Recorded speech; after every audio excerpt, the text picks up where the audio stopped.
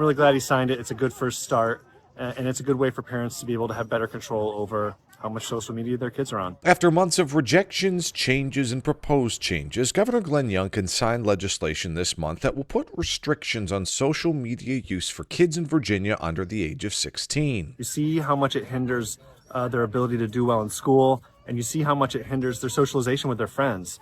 And all the kind of mental health stuff has been well documented in the press. As signed by the governor, it requires social media companies to make it a default setting that any user under that age is limited to 1 hour per day on that platform. And then it gives parents the ability to tick that up and to tick it down, right? So if they say, hey, we want less than an hour, they can do that.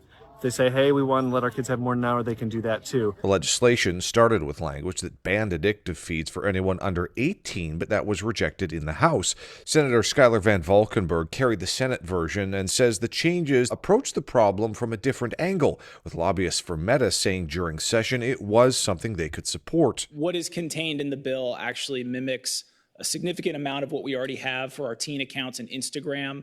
So Instagram has already moved to this type of restriction, and so this codifies that plus some. Among the social media sites that qualify under this legislation includes Facebook, Instagram, Twitter or X, TikTok, and Snapchat. It doesn't apply to apps that only provide email or direct messaging.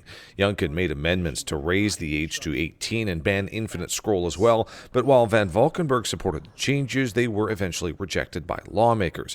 Meanwhile, Van Valkenburg says it's too early to say if he or others will look at adding more restrictions in the coming years, but adds, I think we really need to continue to look at the tools that social media sites use to keep kids on their applications.